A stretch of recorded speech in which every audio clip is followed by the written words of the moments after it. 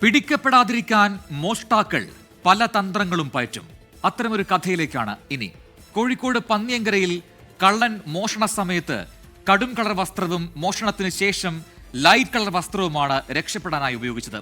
പന്നിയങ്കര തിരുനിലം വയൽ സ്വദേശിനി ശീലാവതിയുടെ 1 പവൻ സ്വർണ്ണമാല മോഷ്ടിച്ചു കടന്നു കളഞ്ഞ കള്ളന് ഈ തന്ത്രങ്ങളെല്ലാം പയറ്റിയിട്ടും പോലീസിൽ നിന്ന് രക്ഷപ്പെടാൻ കഴിഞ്ഞില്ല. നല്ലളം ഉള്ളിശ്ശേരിക്കുന്ന് നടവട്ടംപറമ്പ് ആയിഷ നിവാസ് അലിയും കൂട്ടുപ്രതിയുമാണ് പന്നിയങ്കര പോലീസിന്റെയും ഫറോക്ക് ACPയുടെ ക്രൈം സ്ക്വാഡിന്റെയും പിടിയിലായത്.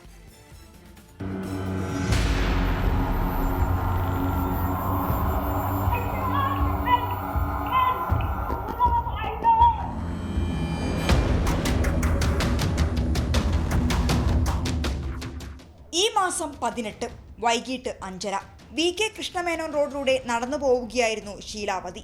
1 പവൻ സ്വർണ്ണമാല പിടിച്ചുപറിച്ചു പ്രതി നിവാസ് അലി രക്ഷപ്പെട്ടു. മാല മോഷ്ടിച്ചതിന് പിന്നാലെ കള്ളൻ എന്ന് പറഞ്ഞ് വീട്ടമ്മ പിന്നാലെ ഓടുന്നത് CCTV ദൃശ്യങ്ങളിൽ. മാല മോഷ്ടിക്കുന്ന സമയത്ത് കടും ചുവപ്പ് കളർ ഷർട്ടാണ് ധരിച്ചത്. ഇതിനുശേഷം അല്പം ദൂരെ പോയി കയ്യിൽ കരുതിയ ലൈറ്റ് കളർ ഷർട്ട് ധരിച്ചു. ചുവപ്പ് ഷർട്ട് തപ്പി പോലീസ് അലയുമ്പോൾ അതിൽ നിന്ന് രക്ഷപ്പെടാനുള്ള തന്ത്രമായിരുന്നു ഇത്. സംഭവ ദിവസം തന്നെ സ്ഥലത്തെ CCTV ദൃശ്യങ്ങൾ ശേഖരിച്ചിരുന്നു. പ്രതി സഞ്ചരിച്ച സ്കൂട്ടറിനെ പറ്റി കൃത്യമായ വിവരം പോലീസിന് ലഭിച്ചു. ഈ സ്കൂട്ടറും മോഷ്ടിച്ചതായിരുന്നു. അന്വേഷണം ഊർജിതമാക്കിയതിന് പിന്നാലെയാണ് നിവാസ് അലിയിലേക്ക് പോലീസ് എത്തിയത്.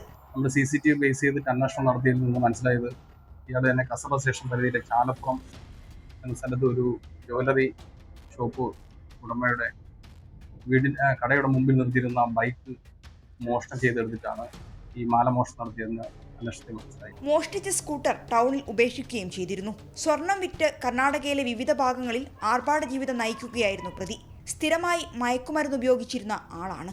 മോഷ്ടിച്ചു കൊണ്ടുവരുന്ന സ്വർണം വിൽക്കാൻ സഹായിക്കുകയും അതിൽ പങ്കുപറ്റുകയും ചെയ്ത നല്ലളം സ്വദേശി ബാസിത്തിനെയും പോലീസ് പിടികൂടി. നിവാസ് അലിക്ക് സ്വർണ്ണമാല പൊട്ടിച്ചു കടന്നുകളഞ്ഞതിനും സ്ത്രീകളെ ശല്യം ചെയ്തതിനും പന്നിയങ്കര നല്ലളം സ്റ്റേഷനുകളിലും വാഹനമോഷണത്തിന് കസബ സ്റ്റേഷനിലും മുമ്പ് കേസുണ്ട്. 24 കോഴിക്കോട്.